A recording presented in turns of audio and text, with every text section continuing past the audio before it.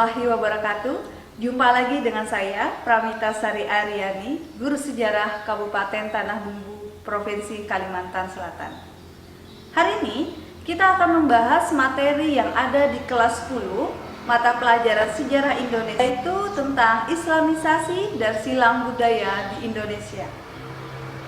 Tapi sebelum kita lanjut ke materi berikutnya, kita harus tahu dulu tujuan pembelajaran kita pada hari ini.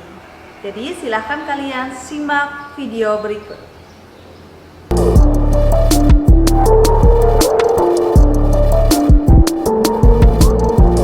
1. Menganalisa kedatangan Islam di Indonesia. 2. Mengenal kerajaan Islam yang ada di Indonesia.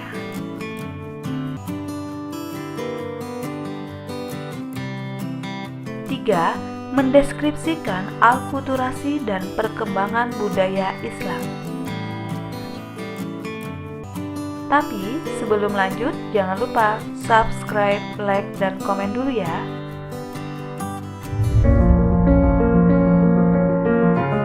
Islamisasi Indonesia merupakan sebuah istilah yang ditunjukkan untuk membahas proses penyebaran agama Islam di Indonesia. Sebagaimana kita ketahui, Islam merupakan agama mayoritas yang dipeluk oleh masyarakat Indonesia. Tapi, tahukah kalian bagaimana proses penyebaran agama tersebut? Di video kali ini akan dijelaskan secara detail. Ketika Kerajaan Sriwijaya sedang mengembangkan kekuasaannya sekitar abad ke-7 dan 8 Masehi, Selat Malaka sudah mulai dilewati oleh pedagang-pedagang Islam.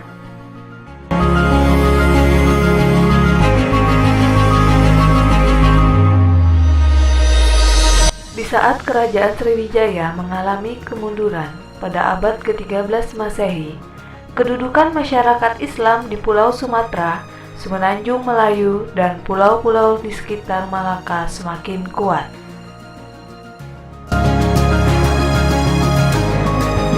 Pada catatan perjalanan Marco Polo yang pernah mengunjungi Pulau Sumatera pada tahun 1292,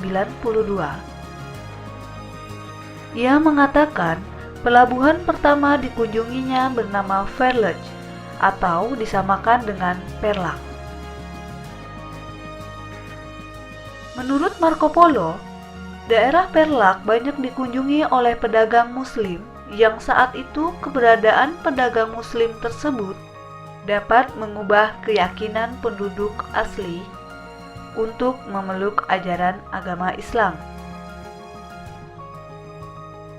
Berita ini merupakan berita tertua yang menyatakan bahwa di Indonesia telah berkembang sekelompok warga Muslim.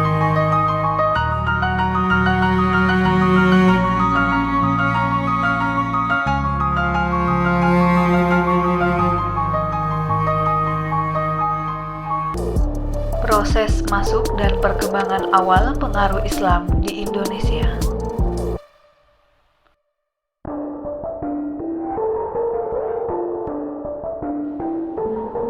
Cara-cara penyebaran agama Islam di Indonesia.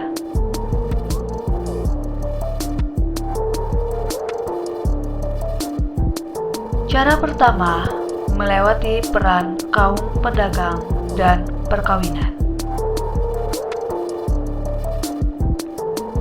Proses masuknya dan berkembangnya Islam ke Indonesia tidak terlepas dari kegiatan perdagangan. Dalam kaitan ini, kaum pedagang memiliki peranan yang sangat penting, baik pedagang dari luar Indonesia maupun para pedagang Indonesia sendiri.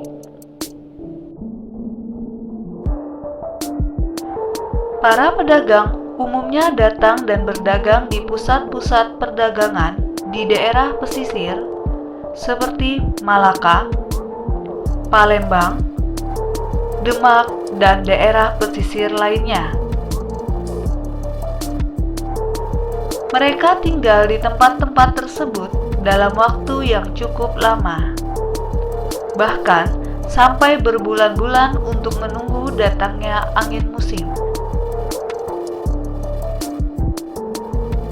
Pada saat menunggu inilah, maka terjadi kontak sosial antara pedagang muslim dan masyarakat sekitar. Melalui interaksi tersebut, mereka saling memperkenalkan adat istiadat, budaya, serta agama mereka ke masyarakat Indonesia. Kemudian, lambat laun terjadi alkulturasi budaya di Indonesia. Para pedagang Arab, Persia, dan Gujarat umumnya beragama Islam mengenalkan agama dan budaya Islam kepada para pedagang lainnya maupun kepada penduduk setempat.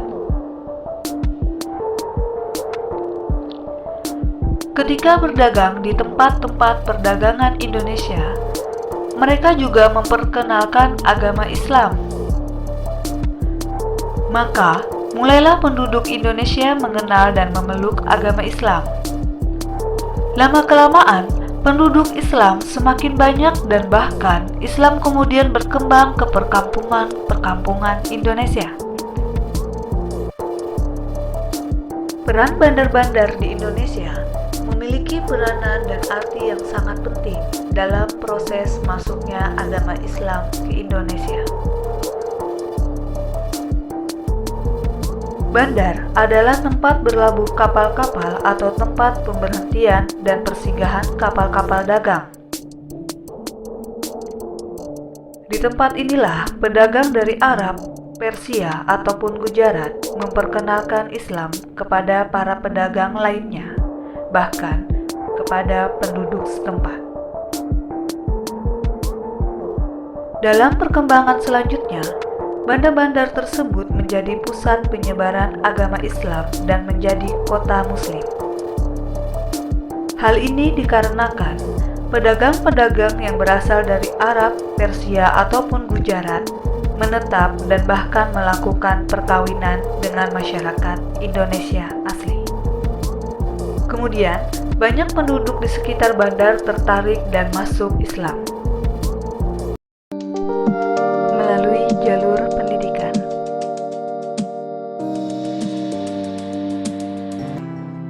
Pengenalan dan penyebaran ajaran serta nilai-nilai Islam melalui pendidikan dilakukan setelah masyarakat Muslim pribumi terbentuk.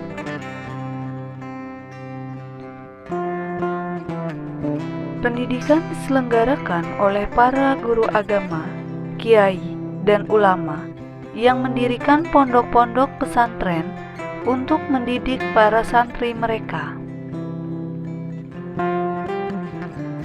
Pesantren tersebut terbuka bagi siapapun boleh mengunjungi. Tak heran, banyak anak-anak dan remaja dari berbagai kalangan tertarik menjadi santri. Setelah selesai belajar agama dan nilai-nilai budaya Islam di pesantren, mereka kembali ke kampung halaman mereka masing-masing. Dan ada juga sebagian dari mereka pergi ke daerah yang lain untuk berdakwah. Tokoh Islam Indonesia yang mendirikan pesantren antara lain Raden Ahmad di Ampel dekat Surabaya dan Raden Paku di Giri. Beberapa lulusan Giri diundang ke Maluku untuk mengajarkan Islam di sana melalui jalur kesenian. Kesenian merupakan cara selanjutnya yang membuat agama dan nilai-nilai budaya Islam semakin berkembang. Cara penyebaran agama Islam melewati jalur kesenian mudah diterima oleh masyarakat. Hal ini dikarenakan cara penyampaian yang sederhana dan mengikuti kebudayaan awal masyarakat di sana. Pernahkah kalian mendengarkan lagu Tombo Ati yang dinyanyikan oleh penyanyi religi Indonesia, Opik? Tombo Ati merupakan lagu yang liriknya ditulis oleh Sunan Bonang untuk menyebarkan agama Islam. Selain lagu Tombo Ati, cara penyebaran agama Islam melewati jalur kesenian juga menggunakan media wayang.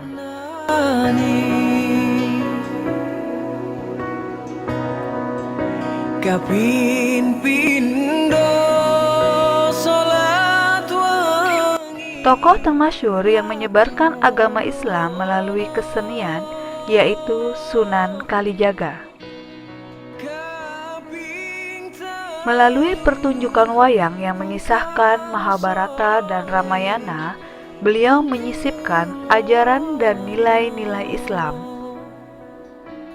Setelah beliau selesai menampilkan pertunjukan wayang, beliau tidak pernah meminta uang sebagai imbalan, melainkan mengajak para penonton mengikuti dan mengucapkan kalimat syahadat. Kaping limo zikir wangi ingkang suwe.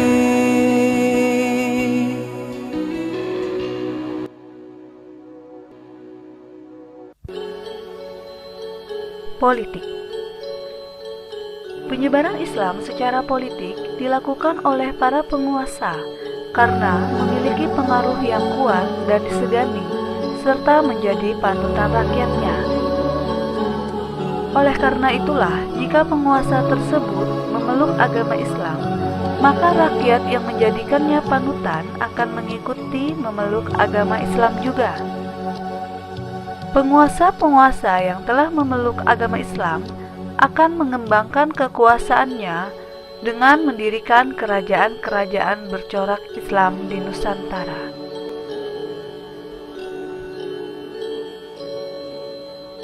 Nah, sekarang kita sudah mengetahui bagaimana Islamisasi dan silang budaya di Indonesia. Jadi dapat kita simpulkan ada beberapa cara yang dilakukan oleh mereka. Cara pertama, melewati perdagangan. Cara kedua, perkawinan. Cara ketiga, pendidikan. Cara keempat, kesenian. Cara kelima, politik.